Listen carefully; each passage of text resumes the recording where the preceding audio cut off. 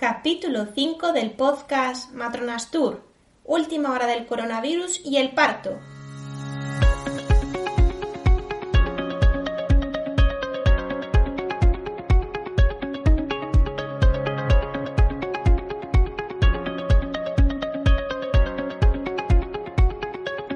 Hola, ¿qué tal? Muy buenas. Bienvenidos a Matronas Tour, el podcast en el que hablamos de todos los temas relacionados con el embarazo, el parto, el posparto y más allá.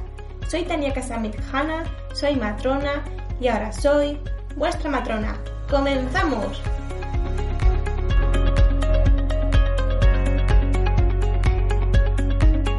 Hoy vamos a hablar del trabajo de parto. Vais a conocer cómo se inicia, sus distintas fases y los distintos métodos de alivio del dolor, tanto farmacológicos como no farmacológicos. Además, os contaré qué debéis meter en la bolsa del hospital. No obstante, me gustaría, antes de meterlos de lleno en el tema del parto, tratar el tema del momento, el coronavirus. A día de hoy no hay suficientes casos para poder ofrecer información concluyente sobre cómo afecta el virus al embarazo y al bebé. Los protocolos pueden cambiar con rapidez según se vaya actualizando la información. Aunque podéis disponer de toda la información actualizada en la página web, en el apartado del blog y el artículo Coronavirus y embarazo, me gustaría ofreceros un resumen con las preguntas más frecuentes. Si estás embarazada, ¿debes tomar alguna precaución especial para prevenir el virus? Pues veréis, la Organización Mundial de la Salud señala que este coronavirus puede persistir en superficies durante algunas horas o incluso varios días. El problema no es tanto que el virus sobreviva, sino que sobreviva en la cantidad suficiente para contagiar. Así que ante la duda, evitar el contacto con objetos potencialmente contaminados. Ya sabéis que las vías principales de contagio son la respiratoria y la de contacto. Así que las mujeres embarazadas se van a aplicar los mismos consejos de prevención que para el resto de la población, como son mantener una higiene correcta de manos, lavado frecuente de las mismas con agua y jabón y si no tenemos a mano un grifo, utilizar un gel desinfectante a base de alcohol, evitar tocarse los ojos, nariz y boca, emplear pañuelos desechables. Si vamos a toser o estornudar, mejor hacerlo en la manga o bien en la parte interior de nuestro codo y evitar contacto con personas que tengan síntomas o lugares públicos en los que haya aglomeración de gente. Es importante evitar acudir a cualquier centro sanitario si no requieres una asistencia urgente. Te recomiendo que te pongas en contacto con la matrona de tu centro de salud para ver si es posible prorrogar las consultas que tenías programadas. Si tenías alguna analítica pendiente, pregunta si se puede aplazar. En el caso de las ecografías, si es necesario anularlas, no os preocupéis porque desde el hospital os llamarán para prorrogar la cita o anularla. En cualquier caso, es mejor priorizar las consultas a nivel telefónico. Como ya sabéis, las clases de preparación prenatal también se han suspendido hasta nuevo aviso. Desde el hospital ya están empezando a llamar para posponer alguna cita que no era de carácter urgente. Así que no os preocupéis y estar pendiente del teléfono por si os llaman y cambian alguna de las consultas que tenéis programadas. Otra de las inquietudes que puede generar este virus es que si os infectáis, sí puede tener consecuencias en el feto. Hasta este momento se considera muy poco probable que haya efectos de este virus en el desarrollo fetal. En los 18 casos disponibles que se sometieron a estudio en China, no encontraron el virus ni en líquido amniótico, ni en sangre de cordón umbilical, ni en el exudado orofaríngeo realizado al bebé nada más nacer, ni en leche materna. Así que no hay evidencia de transmisión por fluidos genitales. Sí que ha habido un caso recientemente en el Reino Unido de un bebé que ha dado positivo nada más nacer. El tema es que todavía se desconoce si el contagio fue intraútero o bien a través del canal del parto. Así que estaremos pendientes de la evolución. Otro caso que dio positivo en China tampoco es concluyente, ya que la prueba se le realizó 30 horas después de nacer y se sospecha que el contagio pudo ser por el contacto estrecho de la madre y el bebé. Tampoco hay evidencia de mayor tasa de aborto ni de pérdida fetal en el segundo o tercer trimestre. Tampoco está clara su relación con la prematuridad, ya que los casos que hay disponibles en los estudios de China realizados con 18 mujeres, los partos prematuros pudieron ser por otras patologías que tenía la madre. Si contrastamos este virus con la gripe y otras enfermedades respiratorias, no parece tener más riesgo en la gestación. Además, si se confirma que tienes coronavirus, tampoco es indicación de terminar el embarazo. La vía del parto no se debe modificar por este diagnóstico, salvo que el estado de la mujer empeore y requiera una cesárea de urgencia, como ha ocurrido este domingo en el hospital de Málaga con la mujer que estaba infectada y embarazada de 27 semanas. El embarazo tuvo que terminar con 27 semanas más 5 días por empeoramiento de los síntomas de la madre. Durante el parto es necesaria una monitorización fetal y materna continua, ya que en 8 casos de los 18 estudiados en China hubo sufrimiento fetal. No obstante, no está claro si el sufrimiento estuvo directamente relacionado con la infección por coronavirus en la madre. Otra de las preguntas que genera mucha duda es respecto a la lactancia materna, y es que los expertos no se acaban de poner de acuerdo. No hay datos suficientes para hacer una recomendación en firme. La mayoría de guías internacionales recomiendan la lactancia materna ya que los beneficios superan a los riesgos. Sin embargo, la Asociación Española de Pediatría y la Sociedad Española de Neonatología estima conveniente evitar el contacto piel con piel y la lactancia materna de forma directa, al menos durante los primeros 14 días. A pesar de ello, sería posible dar esa leche materna mediante otras alternativas, ya sea el dedo jeringa, vaso, cuchara o biberón, siguiendo en todo momento las medidas de prevención de la infección. A partir de esos 14 días de aislamiento y según el resultado del virus en el niño podrá considerarse de forma individual cada caso. En casos de mamás ya lactantes, fuera del periodo postnatal inmediato, que comiencen con síntomas sospechosos de la infección, se recomienda extremar las medidas de aislamiento, con higiene de manos y mascarilla facial. Durante la toma o durante la extracción se deben tomar las máximas precauciones de aislamiento y, si es posible, mejor que la leche sea administrada por un cuidador sano. Si el estado de la mujer no lo permite, en casos de prematuros ingresados se podría hacer uso del banco de leche. Estas recomendaciones pueden ir variando. Otra de las preguntas que puede surgir es que si en casa surge un infectado de coronavirus, ¿qué puedes hacer? Pues bien, si un miembro de tu familia da positivo, mientras tú estás embarazada, esa persona debería permanecer en aislamiento en una habitación de la casa. A poder ser sin que tú estés presente, si puede usar un baño para él solo también mejor, y también no compartir objetos, evitar que seas su cuidador principal, y todos los miembros de la casa deberían extremar las precauciones con el uso de mascarilla, guantes y geles desinfectantes. Evitar compartir alimentos y que la persona infectada también use sus propios utensilios para comer. En cuanto a la ropa y toallas personales, deberán lavarse a unos 60-90 grados. Dispondrán la habitación de una bolsa para desechar la colada sucia y otra para ir tirando los pañuelos desechables. Hay que desinfectar todas las superficies con las que esté en contacto con lejía, con una relación respecto al agua de 10 centímetros cúbicos de lejía por cada litro de agua. Tal es el número de casos en la población general que ya no se está realizando la prueba diagnóstica a todo el mundo, sino que solo en los casos más graves o profesionales sanitarios que pudieran estar expuestos.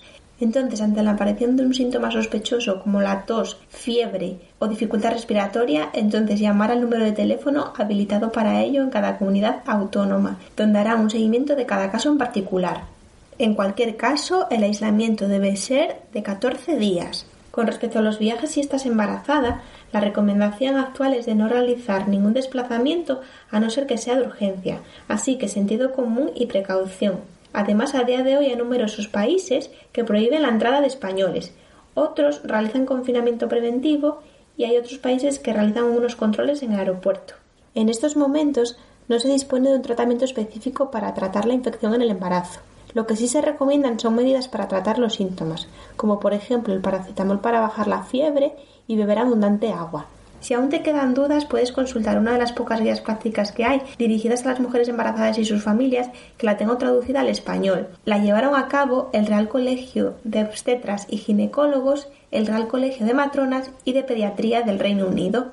Así que podéis disponer de toda la información más detallada en mi página web, en el apartado del blog y el artículo llamado Coronavirus y embarazo, que lo mantengo en constante actualización. En conclusión, tranquilidad, mucha precaución, higiene y os iré informando día a día de las últimas novedades de cómo afecta este nuevo virus al embarazo. Si te encuentras en activo trabajando, te recomiendo que vayas a consultar tu situación con el Servicio de Prevención de Riesgos Laborales. Si desconoces este servicio, puedes preguntar sobre el mismo en la Mutua. Bueno, y dicho todo esto, vamos a retomar el capítulo de esta semana, y así nos distraemos un poco del coronavirus, que es el parto. ¿Y cómo se inicia el parto? Pues realmente se desconoce la causa exacta que lo desencadena, pero sí que se sabe que es una suma de varios cambios hormonales, endocrinos, tanto en la mamá como en el bebé, que van a enviar unas señales al cerebro para activar el mecanismo del parto. Así que van a influir factores maternos, factores del bebé, del propio útero y del líquido amniótico y las membranas. Comenzando por los factores de la mamá, se conoce que su cuerpo va a generar oxitocina. ¿Y dónde se origina? Pues en el cerebro. Es una hormona que va a estimular la fibra muscular del útero para provocar contracciones.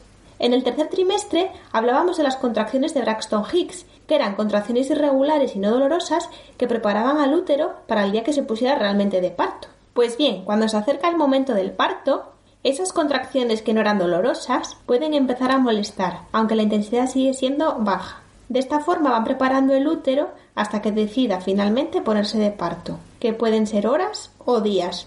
Además de la oxitocina, se van a activar otras sustancias, que son las prostaglandinas, que están presentes en el líquido amniótico, y también van a generar contracciones. Entre los factores del útero destaca la mayor sensibilidad a la oxitocina por parte de las fibras musculares uterinas, que van a facilitar la transmisión de las contracciones hasta que se van haciendo cada vez más regulares. Para imaginaros cómo es el cuello del útero, pensar en una botella de vino o una botella de sidra dada la vuelta. La parte del cuello de la botella sería el cuello del útero y lo que es el recipiente que contiene el líquido sería el cuerpo del útero, que es el que contendría el bebé. Entonces esas primeras contracciones lo que van haciendo es efecto en ese cuello y entonces va haciendo que sea más blando, más corto y sea más accesible a la exploración vaginal. Esto se llama borramiento o maduración cervical y es necesario antes de ponerte de parto. Digamos que la dilatación no comienza hasta que el cuello está 100% borrado. Si un cuello mide como habitual unos 3-4 centímetros, cuando hablamos de borramiento al 50% significa que le queda por borrar 2 centímetros. Cuando está al 80%, pues apenas le quedará por borrar 1 centímetro y así sucesivamente. Y cuando esté borrado al 100%, quiere decir que el trabajo de parto está cerca y que a partir de ese momento las siguientes contracciones harán el trabajo de dilatación. Pues entonces pensar en esa botella. ¿Cómo sería si le cortamos esa prolongación más estrecha, ese cuello de la botella? Nos quedaría un aro totalmente fino. Ahora vamos a hablar de los factores ovulares, es decir, del líquido amniótico y de las membranas que envuelven al bebé. En un embarazo a término, el volumen de líquido amniótico ronda los 600 u 800 mililitros. Esto va a favorecer el estiramiento de las fibras musculares y va a contribuir a estimular las contracciones. Además, la progesterona, que es la hormona que mantiene el útero relajado durante todo el embarazo, como al final va a disminuir bastante sus niveles, va a favorecer que entre en acción la oxitocina. Y por último, entre los factores del bebé, destaca la acción de otra hormona que se llama hormona adrenocorticotropa, que estimula la producción de cortisol por parte de las glándulas suprarrenales. El cortisol es una sustancia que va a estar encargada de madurar los pulmones del bebé y aumentar la producción de prostaglandinas, las sustancias que van a favorecer que aparezcan las contracciones.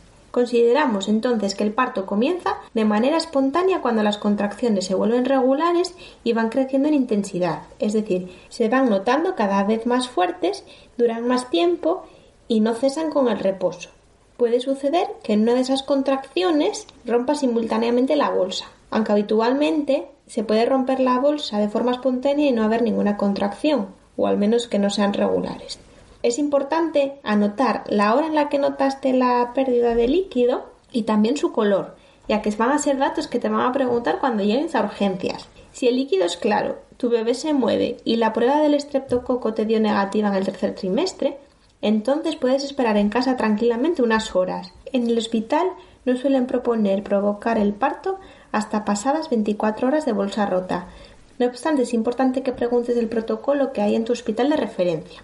Y aparte de la bolsa rota, otras indicaciones para finalizar el embarazo pueden ser una causa médica propia del embarazo de la mamá o del bebé, o también un embarazo prolongado, aquel que se prolonga más allá de las 42 semanas. Hay diferentes métodos para provocar contracciones.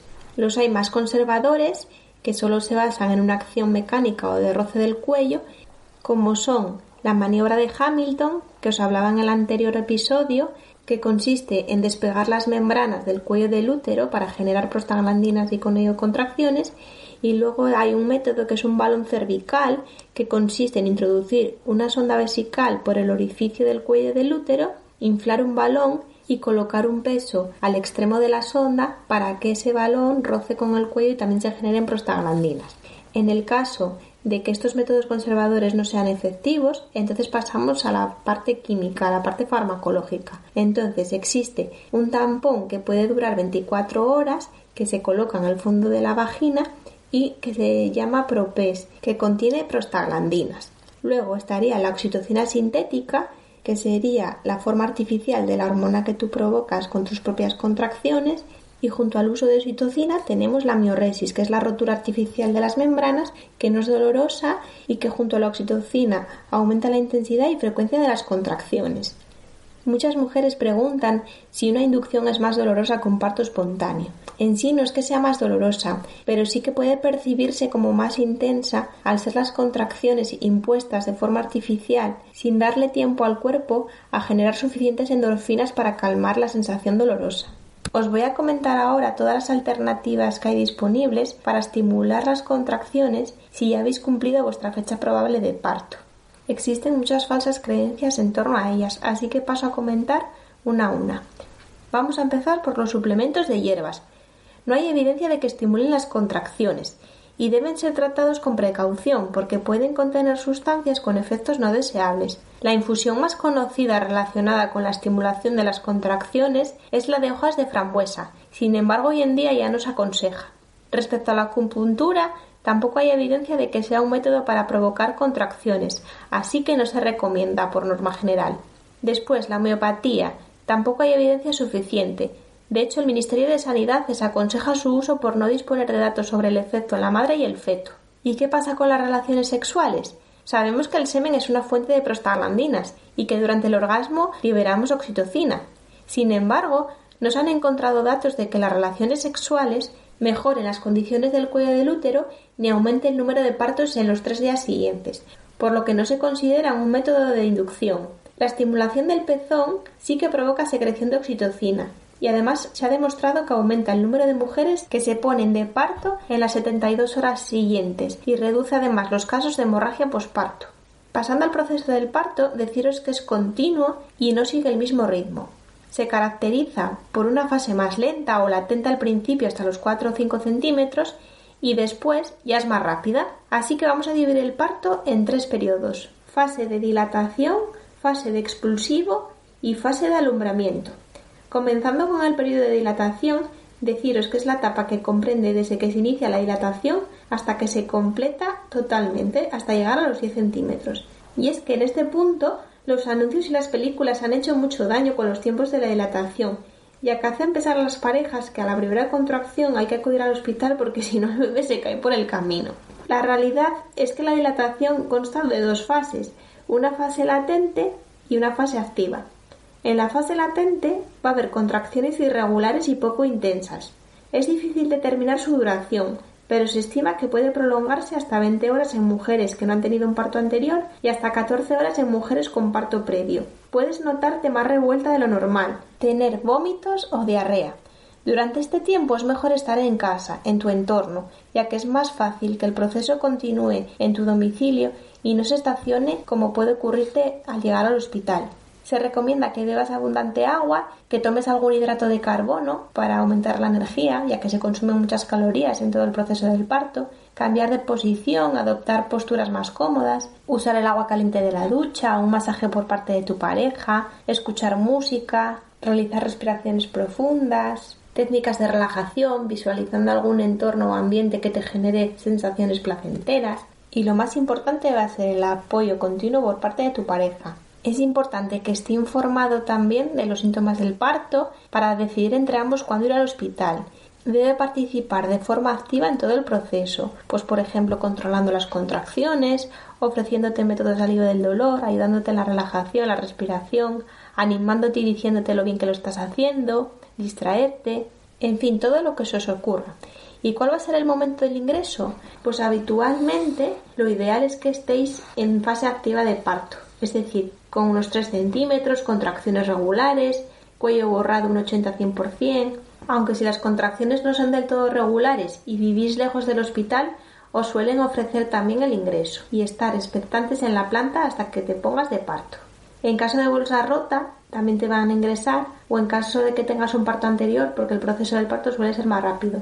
Digamos que el borramiento cervical y la dilatación es simultáneo en mujeres que han tenido un parto anterior. Sin embargo, en las mujeres que es su primer parto, debe ocurrir primero el borramiento para luego continuarse con la dilatación. Pasando a la fase activa, va a iniciarse cuando la mujer tenga contracciones regulares, cada 2-3 minutos, que sean más intensas, de 1 minuto de duración y a partir de unos 4 centímetros. Va a finalizar cuando la mujer complete la dilatación hasta los 10 centímetros. La duración también va a ser variable, como la fase latente, según hayas tenido un parto anterior o no. En las primerizas, la media de duración es de unas 8 horas y va a ser muy improbable que dure más de 18. En cambio, las mujeres que hayáis tenido un parto anterior, la media de duración es de 5 horas y muy improbable que dure más de 12. Así que todas las mujeres que cuenten que su parto duró 2 días, en realidad están contando la fase latente junto a la fase activa, y no, la fase activa dura desde que estás con 4 centímetros, recuérdalo, no desde que estás con contracciones irregulares. Luego, en cuanto a la monitorización fetal, puede ser continua o intermitente. Si es monitorización intermitente, te permite mayor libertad. Sin embargo, hay unos criterios para poder solicitarla, que es un parto de bajo riesgo, un parto que haya comenzado de forma espontánea y que no tengas expuesta la analgesia epidural. En el momento que decidas poner la epidural, ya se considera un parto medicalizado y se debe tener controlada a la mamá y al bebé durante todo el proceso que dure el parto. Desde el momento del ingreso, procura quitarte ya los piercings y pendientes que tengas y tampoco llevar las uñas pintadas, por si surge alguna complicación. Las exploraciones vaginales se realizarán cada 2 horas y si es un parto espontáneo sin intervención ninguna, se puede demorar hasta 4 horas. Vamos a pasar ahora al periodo expulsivo, que se inicia cuando el cuello del útero está totalmente dilatado, con 10 centímetros, y dura hasta el nacimiento del bebé. También se van a distinguir 2 fases. Una fase más pasiva, según ha completado la dilatación, va descendiendo la cabeza del bebé, que todavía está alta para tener sensación de pujo, y otra fase más activa, cuando la mujer ya inicia los pujos de forma espontánea o de forma dirigida si tiene la epidural y no siente todavía la necesidad de empujar. Existen unos tiempos que se recomiendan respetar para asegurar el bienestar del bebé. Como la analgesia epidural prolonga un poco esta etapa, se tiene en cuenta y se añade 1 hora más para dar tiempo al bebé a descender por el canal del parto. Si se trata de tu primer parto y no has puesto analgesia epidural, desde que completas la dilatación hasta que nace, se espera como máximo 3 horas. En cambio, con epidural se añade 1 hora más y serían 4 horas en total. Si ya has tenido un parto anterior, desde que completes la dilatación hasta que nazca el bebé, pasarán como máximo 2 horas sin epidural y serán 3 horas en total si has puesto epidural. Normalmente se da tiempo a la mujer a que sienta esta necesidad de empujar. En caso de no notarlo por la analgesia epidural, se intentará esperar 1 hora o 2 horas y estar otra hora, como máximo 2 horas, empujando. Habrá que valorar cada caso. En cuanto a la posición para realizar los pujos, tiene que ser la que la mujer desee y a la que se encuentre más cómoda. La matrona os va a acompañar durante esta etapa para comprobar el descenso correcto del bebé. Hay 2 tipos de pujo, uno en apnea y otro en expiración. El pujo más recomendado es en expiración, ya que se tolera mejor y es menos lesivo para el suelo pélvico. Sin embargo, requiere de mucha práctica durante el último trimestre del embarazo para poder aplicarlo el día del parto. En cambio, el pujo en apnea, que consiste en inspirar y bloquear dentro el aire, se hace mucha fuerza con el diafragma hacia el suelo pélvico y cansa más al ser más intenso. Recordad que el masaje perineal a partir de la semana 34, realizado 2-3 veces a la semana durante 10 minutos, es beneficioso para el periné y previene desgarros el día del parto. Hoy en día ya no se hace por rutina la episiotomía, que es el corte artificial perineal. Solo se hace en casos excepcionales de sufrimiento fetal. Si tienes algún desgarro, tranquila. El material de la sutura que se utiliza es reabsorbible y cicatriza muy rápido. Lo más importante es cambiar la compresa muy a menudo para evitar la humedad en la zona de la herida. Inmediatamente tras el nacimiento se coloca al bebé en contacto piel con piel. Se realiza pinzamiento tardío del cordón, a no ser que se desee donación de sangre de cordón umbilical donde precisa pinzamiento precoz, y se suele ofrecer al papá o acompañante realizar este corte del cordón y separación madre-bebé. La última fase del parto es el alumbramiento y transcurre desde el nacimiento hasta la salida de la placenta. No suele durar más allá de media hora, ya que hoy en día se recomienda hacer un alumbramiento dirigido que consiste en administrar oxitocina cuando sale el hombro del bebé para así hacer que esta fase sea corta y prevenir la hemorragia posparto. En esta etapa se pone en marcha el mecanismo de la lactancia, ya que al salir la placenta empieza a funcionar la hormona que produce la leche materna. Lo que tienes que tener claro es que tu cuerpo ya tiene calostro, que es la leche inicial que necesita tu bebé. Tras el nacimiento estaréis 2 horas en paritorios para controlar el sangrado a la mamá y también para ayudaros en esa primera toma de lactancia. Pasadas esas 2 horas se realizará el protocolo de cuidados al bebé que consiste en pesarle la talla, el perímetro de la cabeza. También se hace una profilaxis ocular, que consiste en aplicar un colirio en los ojos para prevenir conjuntivitis al pasar por el canal del parto. Y también se hace una profilaxis antihemorrágica, que consiste en una inyección intramuscular de vitamina K. En ese momento cogeremos las huellas del bebé y os entregaremos la documentación necesaria para hacer el registro civil en el hospital. Vamos ahora con los métodos de alivio del dolor. Tenemos medidas no farmacológicas y farmacológicas. Vamos a empezar por las no farmacológicas. Comentaros que el dolor del parto no es sinónimo de sufrimiento, sino que es el único dolor que realmente no se relaciona con alguna alteración en nuestro cuerpo. Además, tiene una función, que es la de llevarnos al planeta parto, de ayudarnos en todo el proceso para conectarnos con el bebé y aislarnos del entorno que nos rodea. Las contracciones duelen, pero es un dolor que viene y se va. Fuera de la contracción se acabó el dolor. Te da tiempo a recuperarte y volver a comenzar. Si yo siempre le digo a las mujeres, cada vez que viene y pasa una contracción, les digo una menos. Y así el pensamiento positivo atrae lo positivo. El útero durante el parto va a realizar un gran esfuerzo en poco tiempo. Por ello, es normal que te pueda sorprender la actividad del útero durante el parto, ya que es algo a lo que no se está habituado uno todos los días.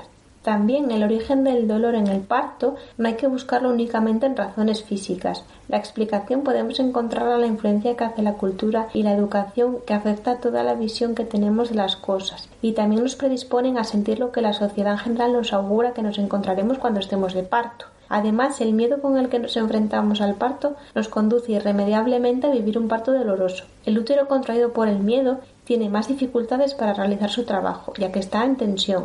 El miedo al parto está muy presente en nuestra sociedad, pero cada mujer es un mundo y cada parto es diferente. Por eso las sensaciones que la mujer experimenta cuando está de parto son muy variables. Cada mujer tiene además su propio umbral del dolor, por eso a unas mujeres puede dolerle más que a otras. Suele ocurrir que algunas mujeres no sienten casi dolor hasta el expulsivo. En este momento la cabeza del bebé va presionando y distendiendo todos los tejidos, abriéndose paso. Y cuando está bombando al máximo el periné, la mujer es cuando siente ese quemazón como un aro de fuego en la vagina. También puede ocurrir lo contrario, que la mujer sienta mucho dolor en la dilatación y por el contrario poco dolor en el expulsivo, ya que empujar puede ser una alternativa para ella y una forma de aliviar la presión que siente en el periné. Existen diversos recursos que, además de aliviar y controlar la sensación dolorosa que produce la contracción, favorecen la progresión de la dilatación. También hacen disminuir la ansiedad para conseguir una adecuada relajación y además una mayor satisfacción de la experiencia del parto. Entre las diferentes alternativas que contamos, pues más o menos ya las comentamos todas al principio. Lo de adoptar las posiciones que estemos más cómodas, lo de tomarse la ducha, libertad de movimientos. Tenéis que saber que las posiciones verticales reducen la duración del parto y la posición de lado sería la posición óptima si tienes contracciones fuertes y deseas descansar. No hace falta que utilices todos los recursos, pero sí que vayas probando uno u otro en función de tus necesidades. La respiración y relajación sí que ayudan a la mujer a reducir la tensión, a aumentar su satisfacción al distraerse del dolor. Luego, en cuanto a las pelotas de pilates, sí que no son en sí mismas un método de alivio del dolor, pero sí que con ellas se consiguen posturas cómodas y un asiento confortable para movilizar la pelvis. En cuanto al masaje, es una buena técnica de manejo del dolor, también la comentábamos en la fase latente del parto, y es que el contacto físico en sí transmite tranquilidad, a lo que si le añades el masaje en una zona de dolor como puede ser la zona lumbar, pues va a aumentar la satisfacción de la mujer y reduce su dolor. Luego, el uso de la bañera con agua caliente se recomienda en la fase tardía de la primera etapa del parto, ya que reduce el dolor y acorta la fase de dilatación. Lamentablemente, son pocos los hospitales que disponen de bañera, así que, como alternativa, tenemos la ducha de agua tibia. En cuanto a las inyecciones de agua estéril, son efectivas cuando el dolor de la contracción se irradia hacia la zona lumbar. Se debe inyectar agua estéril sobre los puntos dolorosos, consiguiendo su máxima acción a la media hora, y el efecto dura entre hora y media a 2 horas. Se puede repetir la técnica las veces que necesites y como inconveniente sí que puedes notar un ligero escozor al introducir el líquido. Otro método de alivio del dolor es el TENS, que es un aparato que transmite una estimulación nerviosa transcutánea. Te colocarían unos electrodos en la zona lumbar de la piel y bloquearía la información dolorosa a nivel del sistema nervioso. El tema es que no se dispone de este dispositivo en el hospital. Tendría que traérselo la mujer por su cuenta y solo estaría indicado en la fase latente del parto o los pródromos, ya que no hay evidencia de que alivie el dolor una vez se ha establecido el trabajo de parto. Otras veces, cuando el parto tiene una evolución lenta, pues debe fomentarse otras medidas como son los cambios de postura, caminar. Y si no fueran efectivas, ya se debería consensuar con la mujer para tomar otras medidas más invasivas, como puede ser la rotura artificial de la bolsa. Y ahora, en cuanto a medidas farmacológicas, os voy a contar un poco lo que hay a día de hoy en el hospital. En cuanto al óxido nitroso, es un gas que está formado por mezcla de óxido nitroso con oxígeno al 50% y que se inhala como analgesia durante el parto. En pocos hospitales está disponible, así que deberéis preguntar a vuestra matrona por el protocolo que existe en vuestro hospital de referencia. La mujer que inhala el gas lo puede hacer a través de una mascarilla o una boquilla de forma continua durante la contracción. Se recomienda a las madres que empiecen a inhalar unos segundos antes de la contracción y que dejen de inhalarlo cuando se haya relajado la contracción. Tiene la ventaja de tener una acción muy rápida, no se acumula en el organismo y no influye en la contracción y duración del parto.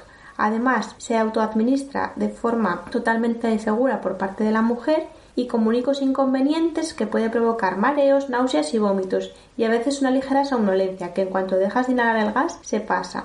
Va a tener un efecto moderado de alivio del dolor. Por otro lado tenemos los opioides, que son unos analgésicos tipo narcóticos con un efecto limitado en el tiempo. Además puede provocar náuseas, así que se deben combinar con un medicamento que prevenga vómitos. Se suelen administrar vía intravenosa o intramuscular, así que el inicio de acción va a ser muy rápido. Además, su efecto dura unas 3 horas. Estarán indicados para la fase latente del parto, ya que si se administra cerca del momento del nacimiento puede interferir en el recién nacido y provocarle una ligera sedación. Pero está claro que el método más eficaz a día de hoy para alivio del dolor del parto es la analgesia epidural. Y digo analgesia y no anestesia, ya que se trata de eliminar toda sensación dolorosa pero no la sensibilidad. Esta técnica consiste en introducir un anestésico a través de la columna vertebral para alojarse en el espacio que rodea la médula entre la penúltima y última vértebra lumbar. Durante la punción debes permanecer sentada sin moverte y avisar en el momento en que notes la contracción. Las contraindicaciones para realizar esta técnica son problemas en la coagulación, algún tatuaje muy grande que impida acceder a la zona de punción, alguna infección en la piel o patología vertebral a ese nivel. Antes de la punción te van a informar sobre los riesgos y beneficios y deberás firmar un consentimiento informado. Debes saber que no está asociada a una dilatación más prolongada ni tampoco se asocia a más tasa de cesáreas, aunque sí que prolonga un poco la fase de expulsivo y tiene mayor riesgo de parto instrumental. Necesitarás monitorización fetal continua y realizar sondajes vesicales intermitentes cada 3-4 horas, ya que la sensación de orinar se suele perder con la epidural. Además, al principio te suelen controlar la tensión más frecuentemente, ya que te puedes marear. Puedes tener fiebre como efecto secundario o bien un dolor de cabeza días posteriores. Tienes que saber que no todas las epidurales son eficaces, aunque siempre se intentará solucionar y pinchar de nuevo si es necesario. Si por lo que fuera ocurriera un parto rápido y precipitado en que no daría tiempo a administrar ningún método analgésico, si precisa suturar algún desgarro se administrará un anestésico local para su reparación. Para terminar, comentaros qué cosas son necesarias para preparar la bolsa del hospital. Lo mejor es tenerla preparada a partir de la 37 semana para que así no se olvide nada. De documentación vais a necesitar la tarjeta sanitaria, la cartilla maternal de seguimiento del embarazo y el libro de familia si tenéis o los DNIs de los dos, para así poder hacer el registro civil en el hospital. En cuanto a enseres personales, con que lleves un neceser, zapatillas, una bata por si acaso y la ropa para salir el día del alta para ti y tu bebé es suficiente. Recuerda que deben llevarte el sistema de retención infantil para el coche el día del alta. En la habitación del hospital disponéis de pañales y camisetas para el bebé, de compresas y ropa interior desechable para vosotras y luego de manera opcional podéis llevar vuestro propio camisón.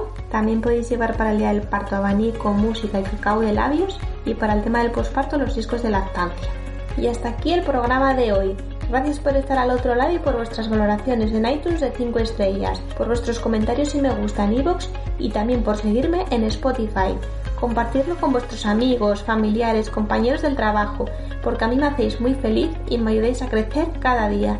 Sin vosotros esto no sería realidad. Nos escuchamos en el próximo episodio de Matronas Tour. Que tengáis una feliz semana. Un fuerte abrazo.